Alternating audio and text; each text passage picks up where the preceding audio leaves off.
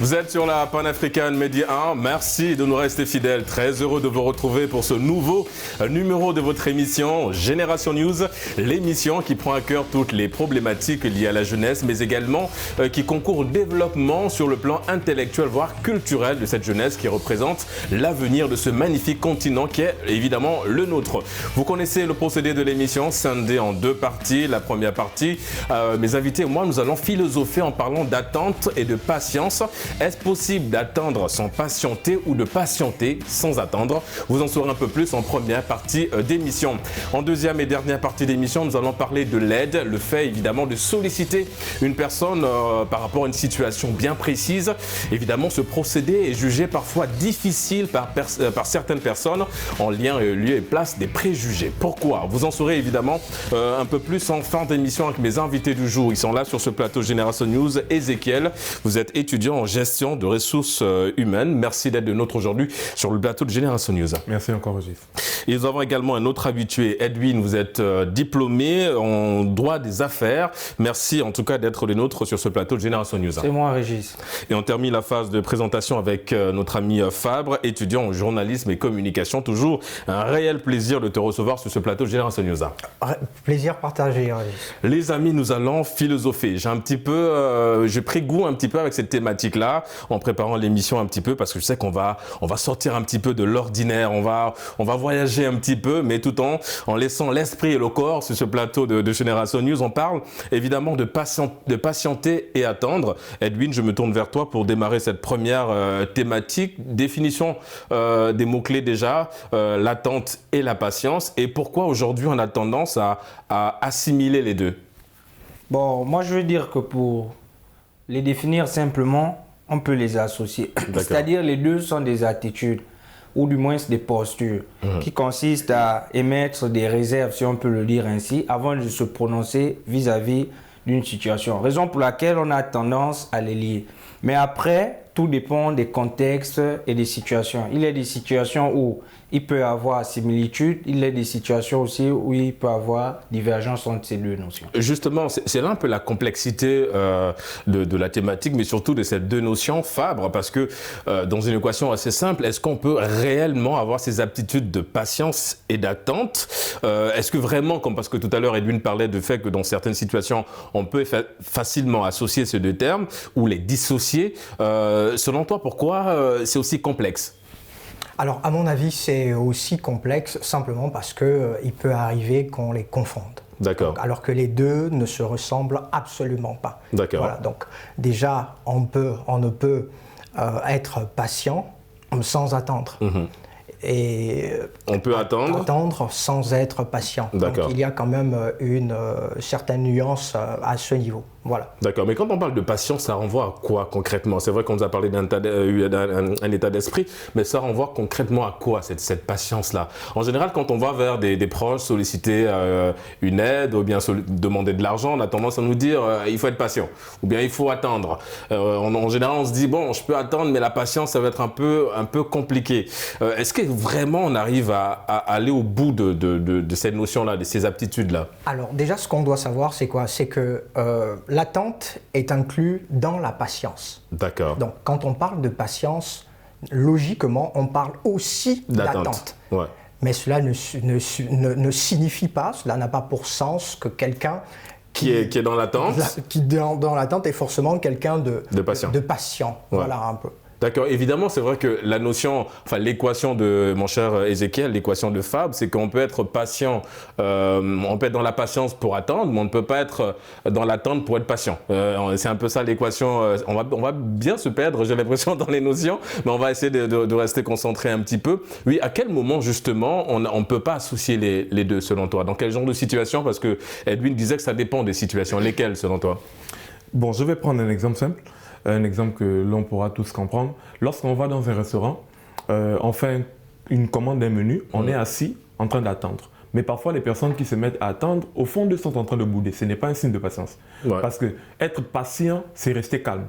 Or que la personne est en train d'attendre, mais la personne n'est pas calme. Ouais, des fois même la personne rappelle le serveur pour dire ça fait 5 minutes que j'attends, vous livrez à quelle heure? C'est de là qu'on doit voir déjà la différence entre attendre et être patient. Parce qu'il y a patienter qui est l'action, mais on ne veut pas parler de patienter, on veut parler de quelqu'un de patient qui est calme et qui attend. Voilà.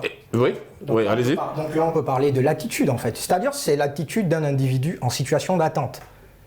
On parle de la patience. De la patience, Ouais. autant pour moi. D'accord. Donc l'attitude d'un individu en situation, bon, on va dire de patience, d'attente normalement. Il y a l'attente, il y a une attente. Maintenant, l'attitude qu'un individu développe dans cette situation-là, qui a cette capacité de nous dire si la personne est patiente ou elle ne l'est pas. Bon, on ne va pas couper Fabre, Régis, permets-moi. Il y a ce qu'on appelle, pour parler d'aptitude, tout révèle dans le comportement de la personne. Parce que si on parle de patience, il y a un comportement à avoir lorsqu'on parle d'attente. Parce que je peux être là à attendre, mais ne pas être patient. C'est vrai. Oui, Ouais. Voilà. mais je parle d'attitude en fait. Je parle Mais d'attitude. il faut que la personne démontre la patience qu'il a. C'est là où on parle d'attitude en fait. Oui, la personne va bel et bien démontrer la patience. Mais s'il ne l'a pas, c'est S'il l'a pas, patience-là. c'est ça. C'est ça, en fait. On C'est le pourquoi- saura aussi, la personne va réagir. C'est-à-dire, il y a une situation. Mais donc, en vérité, on ne l'est pas en fait. On n'a pas vraiment cette capacité d'être patient parce Non. que même comme restons dans le cadre du restaurant, on est d'accord qu'on a tous à un moment donné rappelé le serveur 2 fois pour dire ça fait 15 minutes que j'attends. Là, on montre évidemment qu'on n'est pas patient parce que évidemment derrière le serveur nous demande d'attendre. Mais dans l'attente, il y a la patience. En général, on brûle souvent cette étape en lien avec la patience. Oui, Edwin, tu veux rebondir sur... Non, en fait, c'est comme je l'ai dit, tout dépend des situations. Là, on est dans une situation où on est en train d'attendre que l'on soit servi, Ouais. mais on n'est pas patient parce que ça met peut-être du temps ou parce qu'on n'a pas du temps à perdre. Là, en ce moment, on dira que ces notions sont tout à fait opposées. Entre-temps, si moi je me rapproche par exemple d'une société pour postuler et on me dit de repasser après 3 mois, je suis zen, je suis calme, j'attends les 3 mois. À ce moment, je vois qu'on peut facilement faire le lien Entre la patience et l'attente. D'accord. Et justement, je vais rester avec toi, mon cher Edwin, pour parler d'un artiste que vous connaissez très bien, Youssoupha, qui disait dans l'une de ses chansons Entourage, je cite, « Être patient, ce n'est pas attendre, c'est agir en attendant ». Est-ce que tu partages cette assertion de Youssoupha ou bien, à l'image un peu de certaines personnes, tu nages à contresens? Oui, comme je l'ai dit, vu que ça dépend des situations. Dans un cadre, oui, je peux partager cette assertion. Pourquoi? Parce que si j'attends, je ne suis pas patient, je m'occupe à faire quelque chose, je suis dans la phase que j'ai dit où les deux notions sont dissociées. Alors que si je suis dans la phase où j'attends et je n'agis pas, en ce moment, on rejoint l'assertion de Youssoupha. Alors, on nous parle évidemment de la méditation, Ézéchiel, comme procédé pour faciliter justement ces aptitudes de patience, parce qu'on a tendance, vous l'avez souligné encore avec l'exemple du restaurant, on n'est pas très patient dans certaines situations. Est-ce que la méditation aussi, c'est quelque chose sur laquelle il faut miser pour justement travailler un peu cet esprit, ces aptitudes de patience?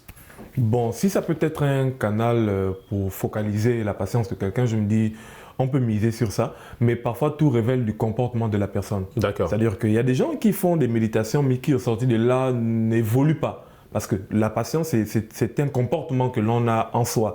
Donc ça veut dire que si la méditation peut aider quelqu'un à être patient, ce qui n'est pas le cas pour attendre, voilà. Bon. Donc, on peut évoluer avec cette stratégie. Toutes les stratégies sont bonnes, comme l'a dit Edwin. Pour rebondir sur Youssoupha, si lorsqu'on me demande d'attendre, j'ai la capacité de faire quelque chose, je peux la faire. Ouais. Et là vous êtes toujours dans la patience. Toujours dans la patience et l'attente. Dans l'attente, mais en action. Voilà.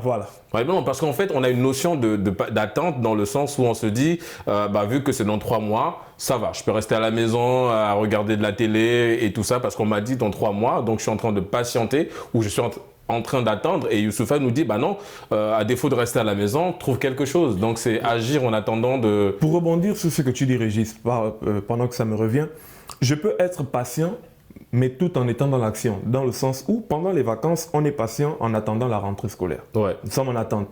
Mais pendant ces temps, il y a des gens qui font des cours de vacances. Ça veut dire qu'ils sont préparatoires pour l'année scolaire. Est-ce qu'on dira que ces personnes ne sont pas en attente? Si, elles sont en attente, mais en train de préparer quelque chose. Ouais. Donc, oui, exactement. Ouais. Donc là, c'est selon, en fonction.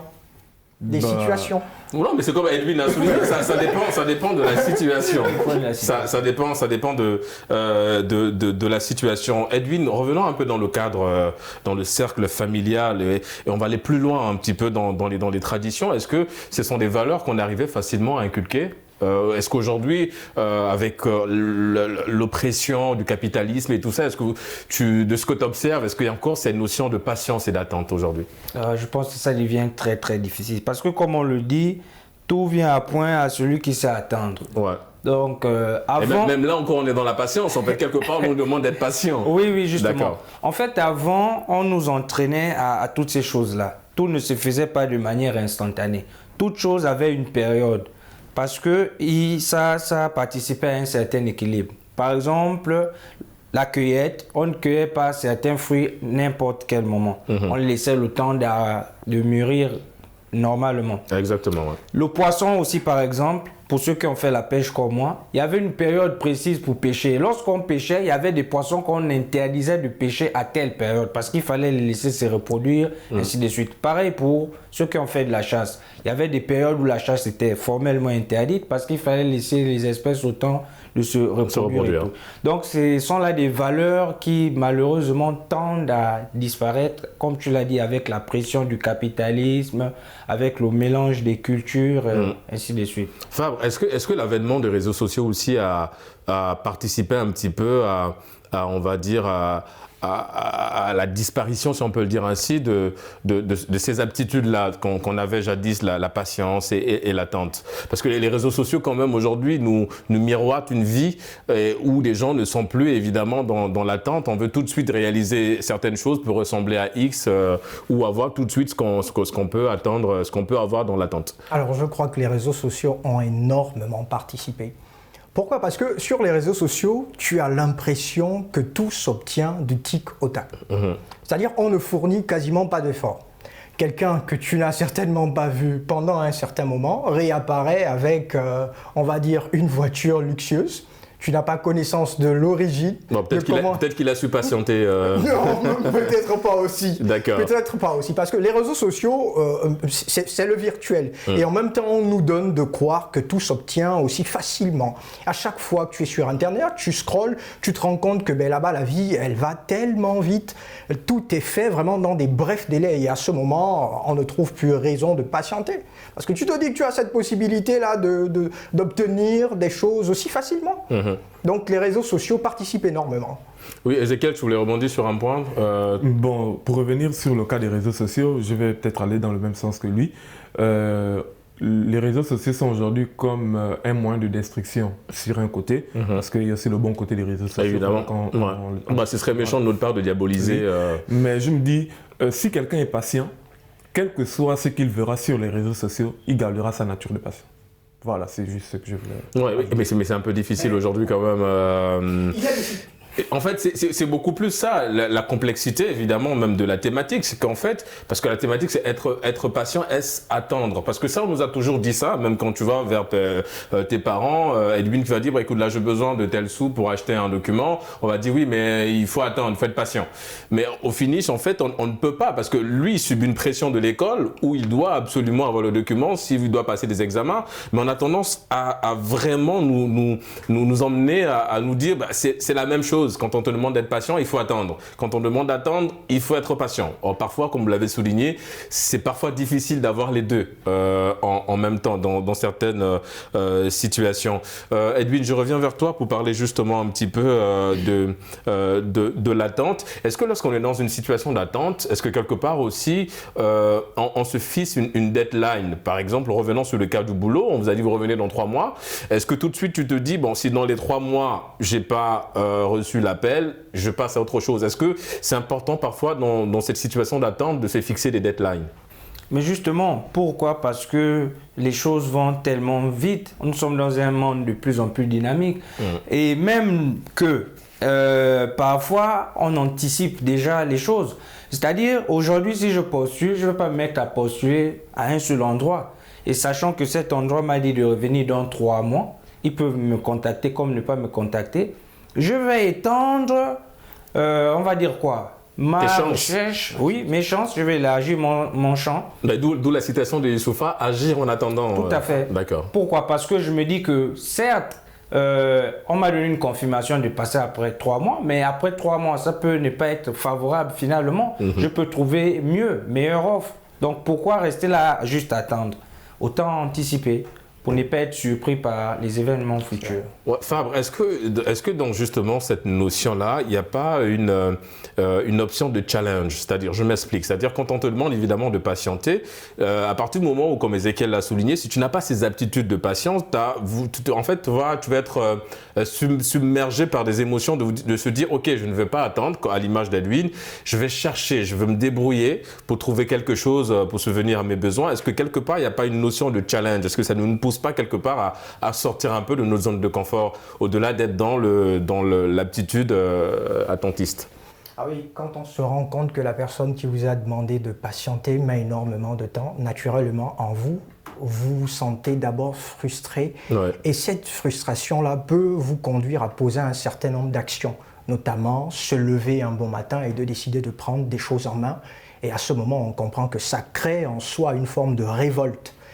Et au lieu de patienter, tu vas te retrouver dans une situation où tu obtiens ce que tu as demandé.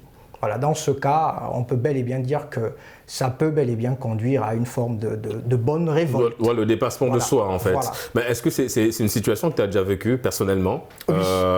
Et c'était à quelle occasion? On est preneur. Je l'ai déjà vécu avec mon frère. Je me souviens, à l'époque, j'étais au lycée technique.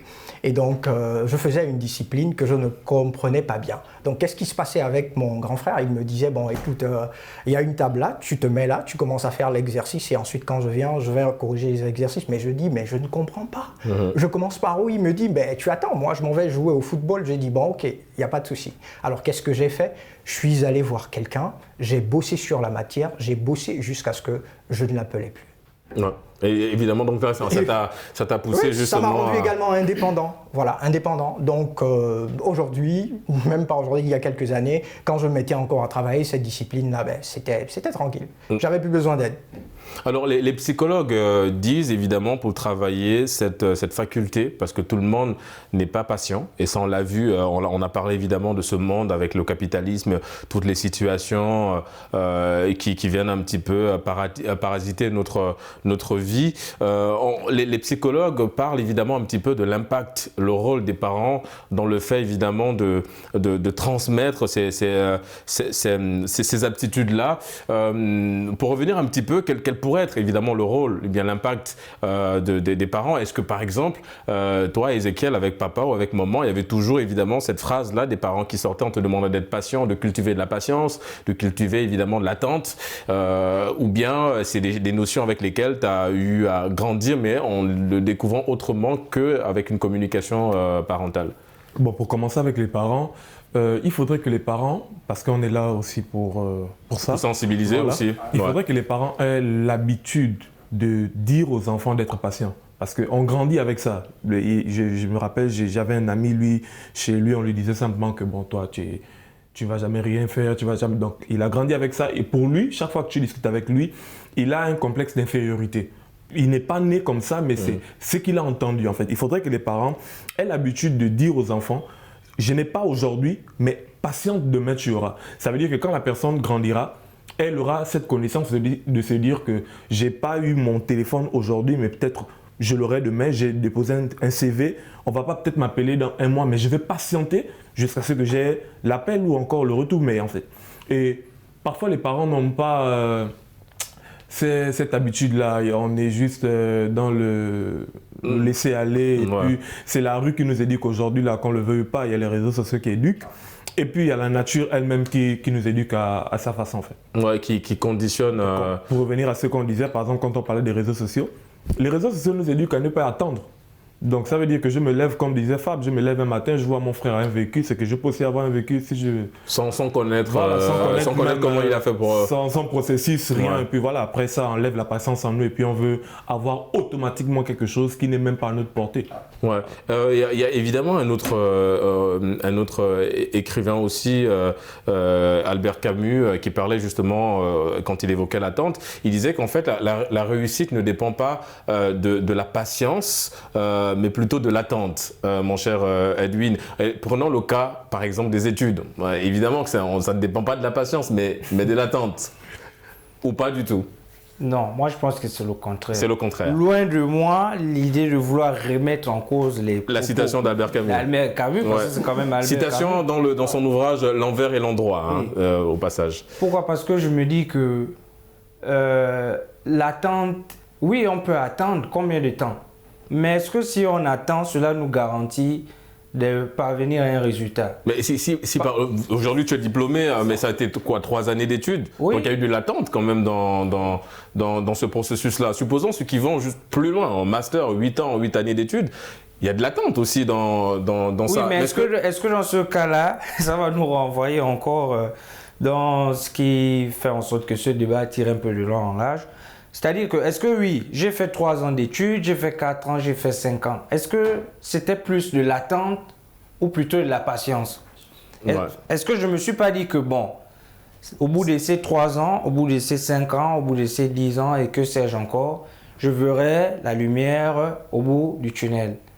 Donc c'est beaucoup plus de la patience. Pour moi, je beaucoup plus pense de que la c'est patience beaucoup plus de la patience que de l'attente. Parce que pour moi, je vois ça, si on prend cet exemple, l'attente ici, c'est se dire qu'au bout de tant d'années ou de telle période, voilà ce qui va arriver. En temps là, c'est plus de la patience. Et je dirais même, au-delà de la patience, on peut associer même une notion, la persévérance. Ouais.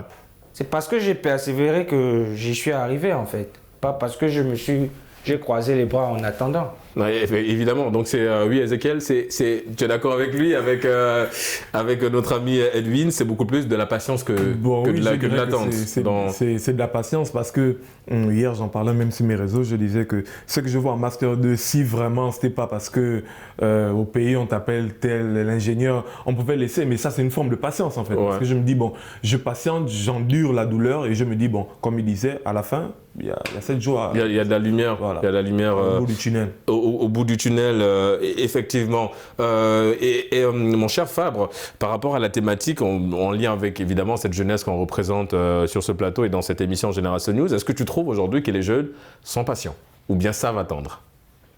Cette jeunesse qui représente l'avenir de demain. Alors cette jeunesse, elle n'est pas du tout patiente. D'accord. Est-ce qu'on a en lieu de s'inquiéter un petit peu, on a en droit de s'inquiéter un petit peu, pardon?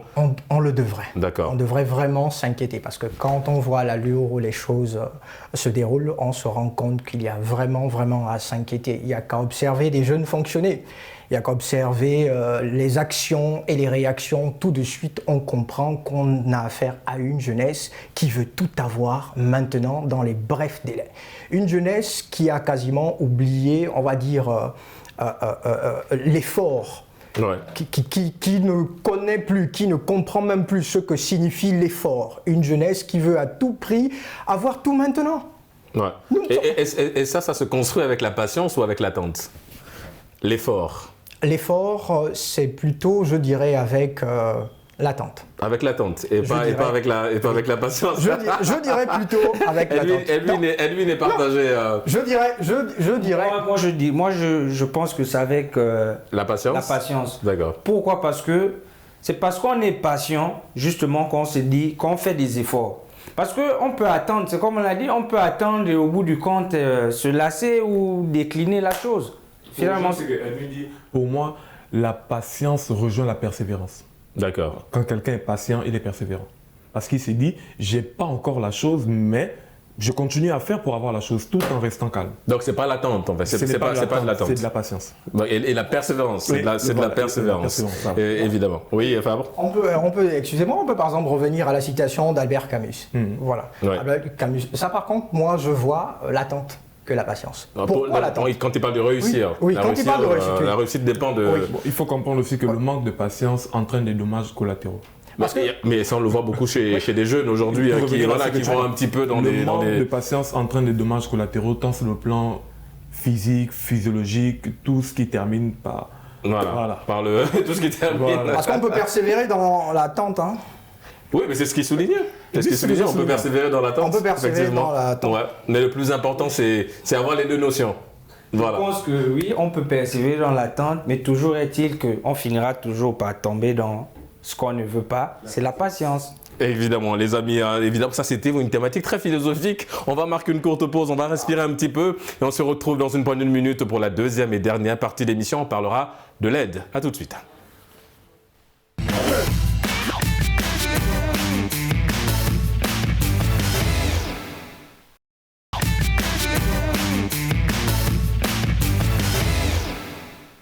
De retour sur le plateau de Génération News pour la deuxième et dernière partie d'émission, nous allons à présent parler de l'aide. Le fait évidemment de solliciter une personne par rapport à une situation bien précise, mais un procédé qui a tendance un petit peu à effrayer certaines personnes. Pourquoi, mon cher Ézéchiel? Pourquoi on a souvent un petit peu peur ou on se sent un petit peu mal à l'idée de demander de l'aide à quelqu'un? Moi, je me dis premièrement pour planter le décor parce que les gens sont mauvais. Les gens sont mauvais dans le sens où, lorsque tu demandes de l'aide à quelqu'un, après cette personne te laisse comprendre que tu es redevable envers lui.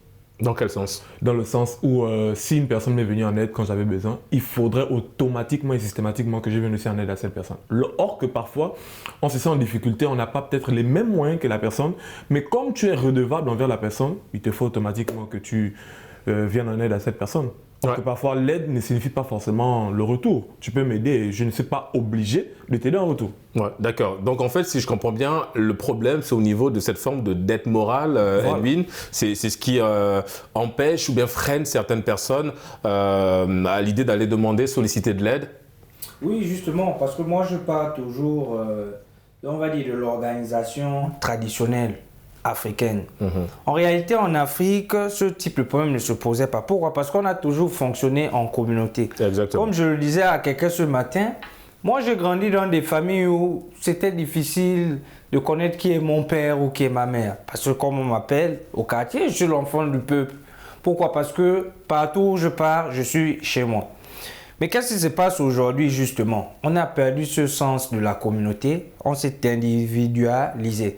Ce qui fait qu'aujourd'hui, on s'associe souvent, comme il l'a dit, c'est par rapport, en fonction de qui peut m'apporter quoi. Ouais, par intérêt, comme voilà, on dit, c'est l'intérêt qui guide la pensée. C'est l'intérêt qui guide l'esprit. Donc moi, si j'aide quelqu'un, j'attends de cette personne-là que lorsque je serai confronté à une situation, cette personne-là pourra me venir en aide. Si elle ne le fait pas, je ne vais pas l'aider. C'est comme ça, malheureusement, que l'on fonctionne désormais. Justement, donc il y a le jugement déjà, Fabre, le jugement, il y a la dette morale soulevée par Ézéchiel et par Edwin également en lien avec la thématique. Est-ce qu'il y a d'autres facteurs qui peuvent expliquer ce refus-là ou bien, on va dire, cette incapacité à aller vers l'autre pour évidemment subvenir à ses besoins? Oui, Régis, il y a également le fait d'être considéré comme un fardeau. On peut se dire que bon là je deviens un fardeau pour les autres, donc il n'est pas nécessaire pour moi de demander de l'aide, parce qu'il y a des gens qui passent par des situations assez difficiles et donc qui passent régulièrement leur temps à solliciter de l'aide vers différentes personnes. Et lorsqu'on va vers une personne 2 ou 3 fois, on se rend compte que bon, il y a de fortes possibilités que ce dernier me voit comme un fardeau. Et donc je ne veux pas paraître comme un fardeau. Du coup, qu'est-ce que je fais? Ben, je me retracte. Et je m'abstiens de demander de l'aide et je subis. Est-ce que c'est pas dangereux un petit peu? Parce que si tu demandes de l'aide, c'est que tu es dans le besoin. Mais si tout de suite tu mets des barrières en pensant que la personne va réagir négativement par rapport à ta doléance, quelque part tu t'enfermes un peu dans une forme de salle insonorisée où tu cries à l'aide et personne ne t'entend. Oui, c'est dangereux par rapport à la situation que tu traverses. Parce qu'il y a des situations où il faut forcément de l'aide, il faut qu'on t'aide. Par exemple, tu es dans une situation où soit on t'aide ou tu meurs. Ouais. Il faudra absolument qu'on t'aide. Par contre, si c'est d'autres situations, tu pourras peut-être essayer de trouver des voies et moyens histoire de sortir de là. Mais en réalité, nous tous, on a besoin d'aide. On a besoin de se faire aider. Maintenant, les gens craignent aussi que, si aujourd'hui, moi, je te demande de l'aide, c'est sûr que demain, après-demain, j'entendrai, avec d'autres personnes que j'ai été aidé par X ou Y. Est-ce que surtout, là aussi c'est la grosse crainte, l'exposition, c'est-à-dire que tu demandes de l'aide et derrière... Et surtout quand la situation concerne ton intimité. On n'aimerait pas que des choses qui te sont intimes soient révélées au public. Donc on s'abstient aussi de demander de l'aide. Et puis pour le jeune, c'est que Fabre est en train de dire, je vais parler plus de la maturité des personnes vers qui on s'en va demander de l'aide. Ouais. Si une personne... Donc il faut être sélectif. Voilà, si une personne n'est pas mature, ça sera compliqué de venir demander de l'aide parce que parfois ce qu'on demande révèle parfois d'une intimité cruciale. Ça veut dire que si j'ai une maladie qui ne devrait pas être dévoilée au public et que l'individu qui se présente devant moi et qui a la capacité de m'aider n'a pas cette maturité de tenir sa langue, ce sera un peu compliqué. Non seulement pas d'abord pour moi qui ai besoin d'aide et pour la personne vers qui je veux me tourner. Donc parfois, ces personnes sont comme un blocage et parfois c'est compliqué de vivre en communauté. Et pour rejoindre ce que Edwin disait, parce que la communauté africaine nous a enseigné qu'on doit vivre ensemble. Mais aujourd'hui, il y a certaines personnes qui veulent nous faire comprendre qu'on peut vivre mieux seul. Exactement. Ce qui est dangereux.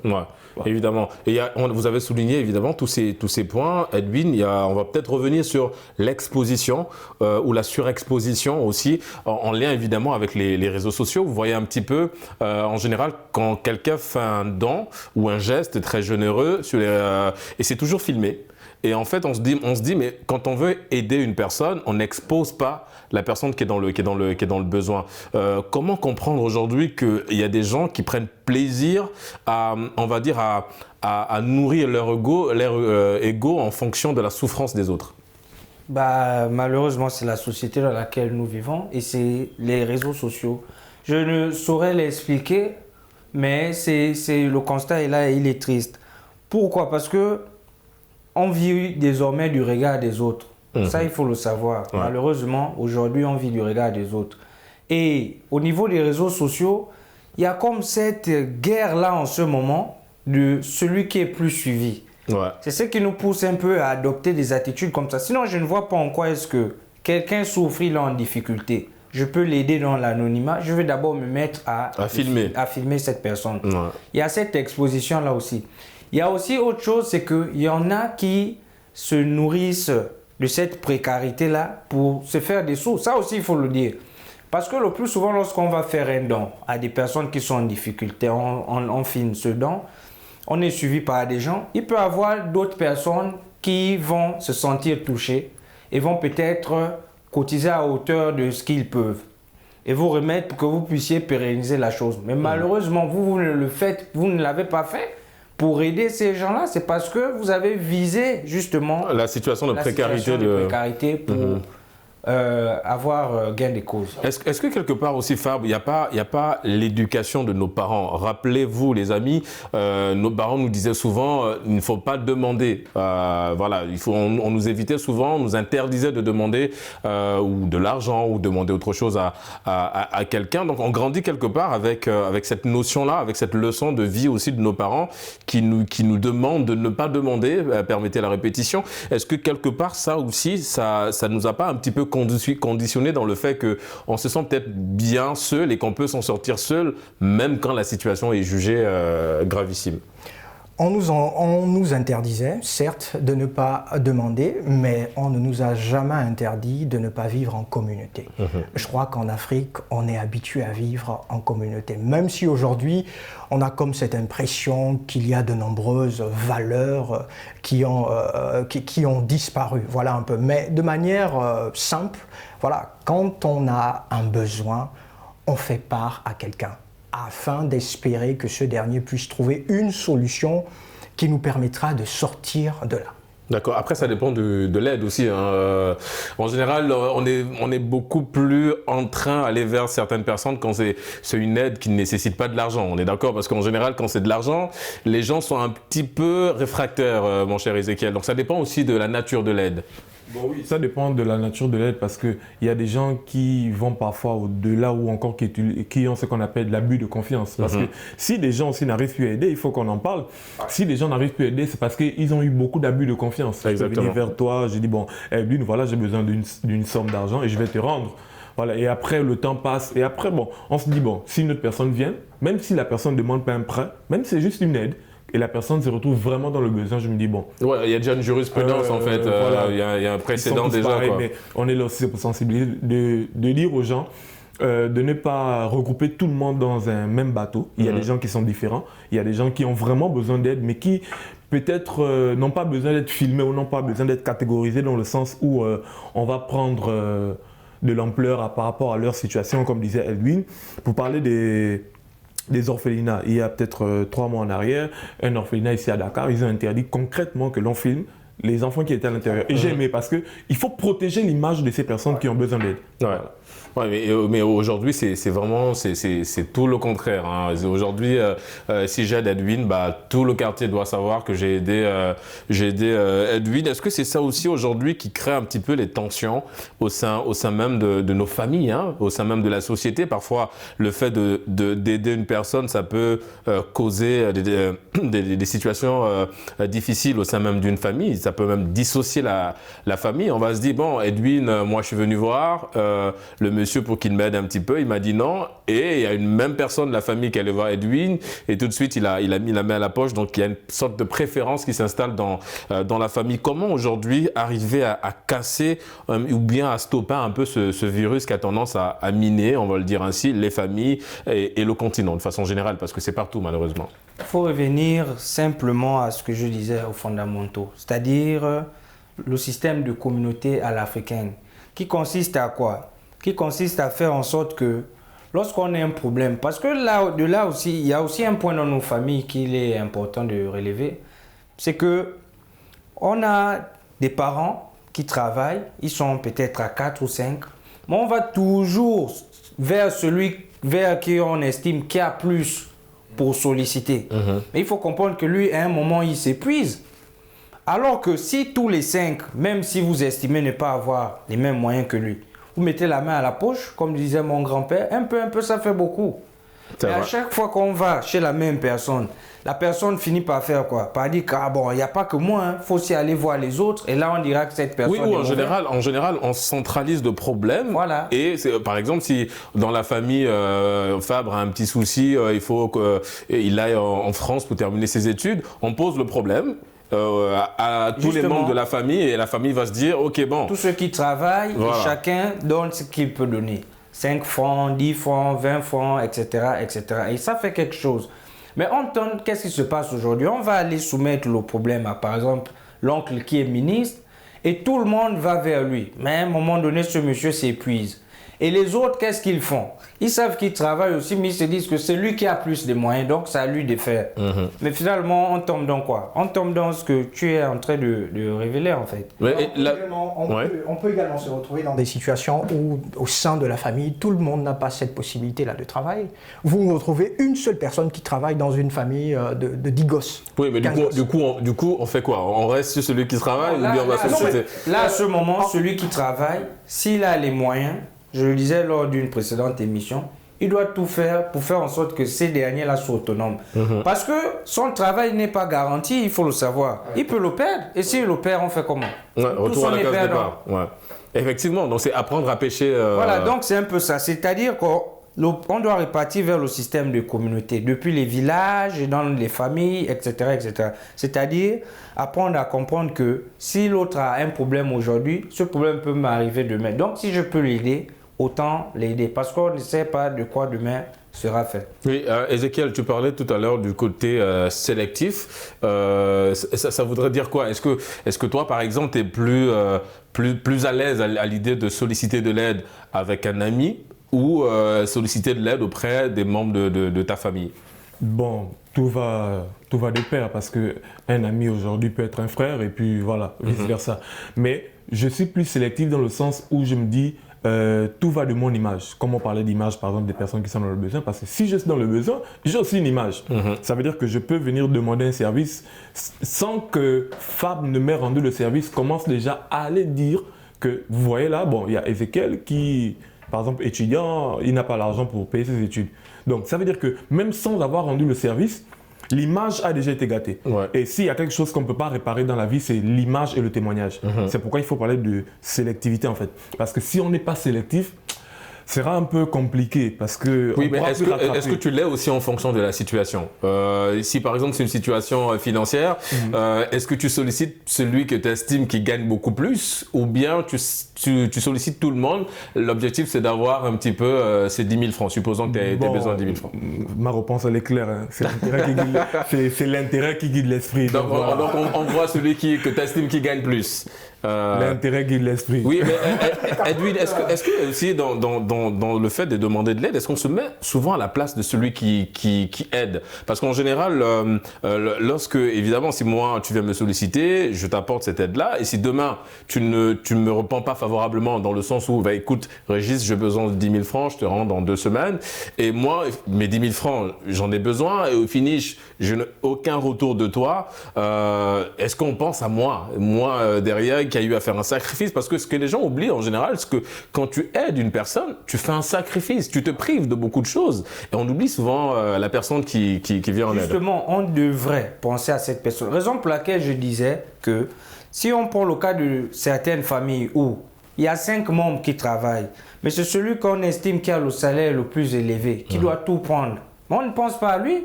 C'est vrai, on se dit qu'il a les moyens, mais on ne pense pas à lui. On ne sait pas ce qu'il endure. Comme tu le dis, c'est un sacrifice. Parce que lorsqu'il sera en difficulté, est-ce que nous aussi pourrons être à mesure de venir l'aider?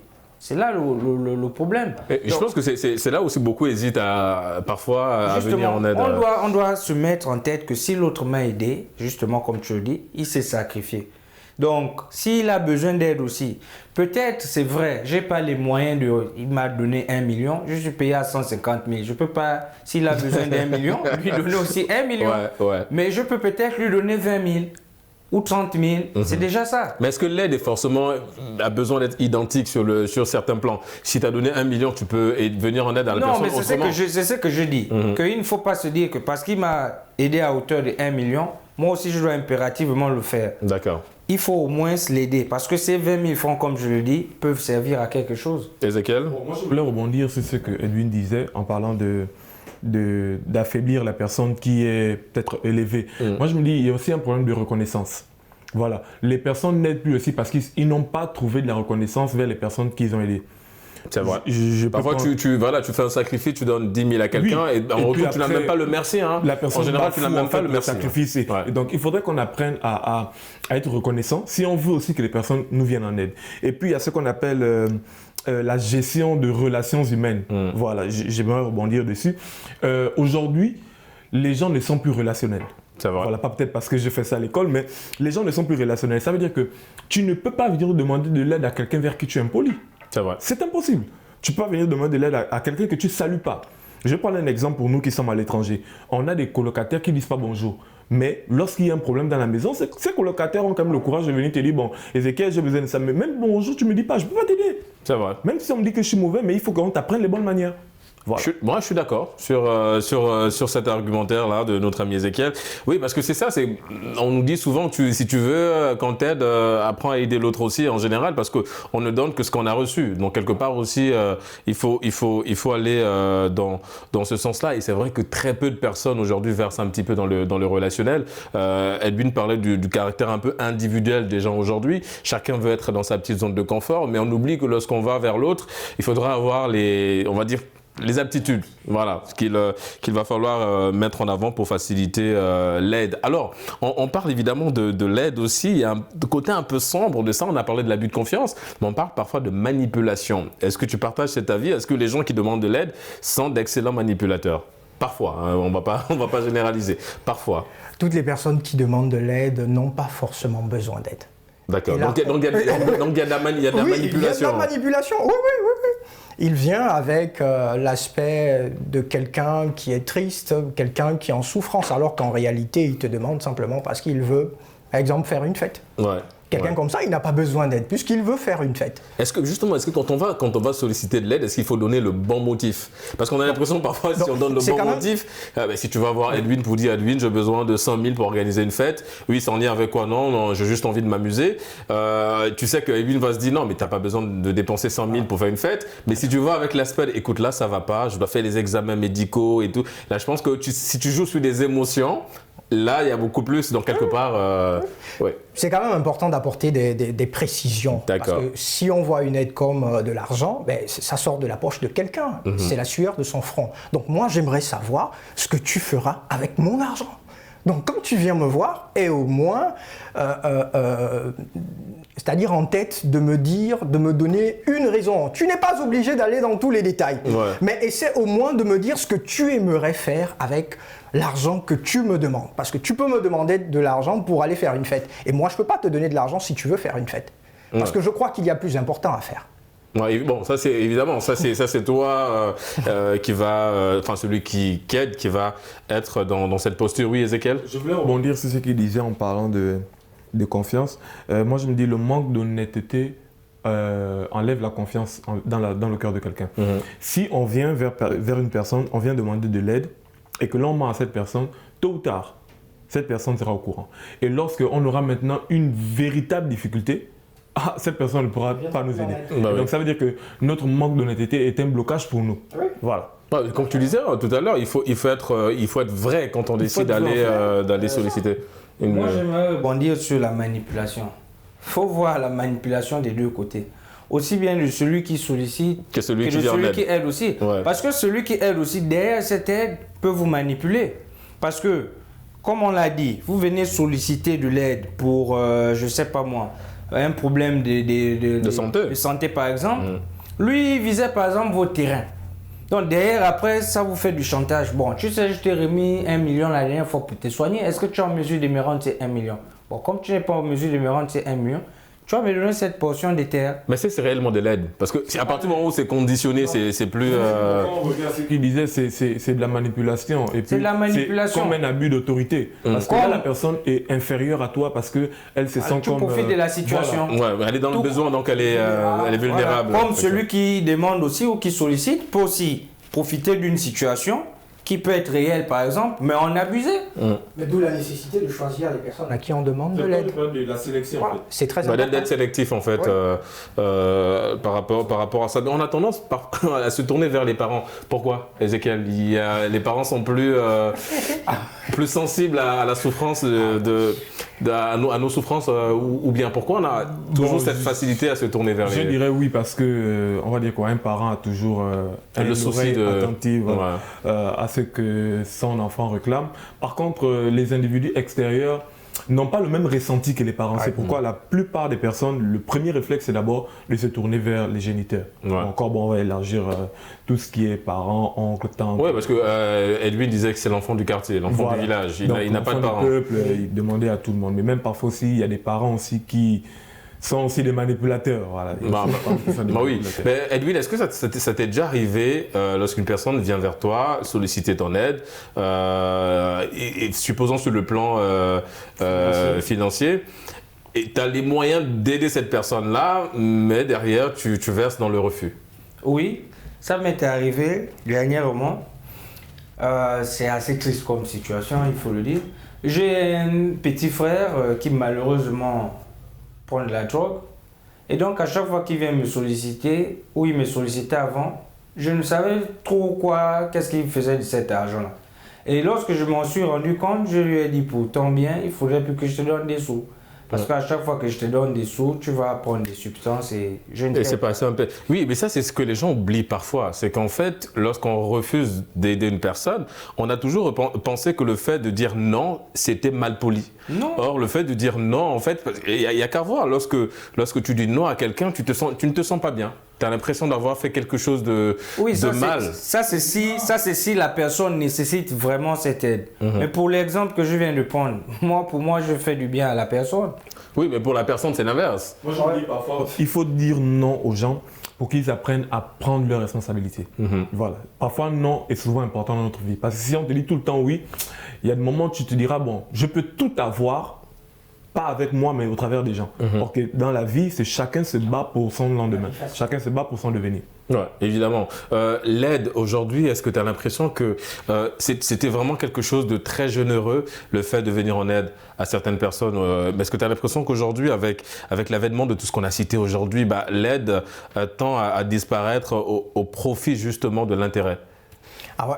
L'aide est en train de disparaître, c'est quasiment de l'intérêt. Nous sommes dans une société qui évolue extrêmement vite et surtout que nous sommes en train de perdre nos valeurs. On essaie de ressembler à l'Occident, ce qui n'est pas toujours bien, même s'il y a quelques valeurs que l'on pourrait dire très bonnes. Voilà. Mais nous, en tant qu'Africains, on a nos valeurs. On a toujours été des personnes qui s'entraident. On a toujours fonctionné ainsi. On n'a pas connu des individualités, mais avec le temps, on s'aperçoit que chacun vit maintenant pour soi, ou encore, si je noue une relation avec quelqu'un, c'est justement parce que j'espère que cette personne me donne ce que je désire. Ouais, comme on dit, l'intérêt, d'ailleurs, en parlant justement de communauté, il y a évidemment, moi je me souviens, mon grand-père me disait, et d'ailleurs j'ai entendu cette citation, qui disait qu'en fait, à l'époque, dans le village, quand on savait qu'on avait une personne dans une situation de détresse, en fait, on attendait tard la nuit pour déposer, on estime qu'il n'a pas assez de sacs de riz, on dépose le sac de riz tard de la nuit devant la porte,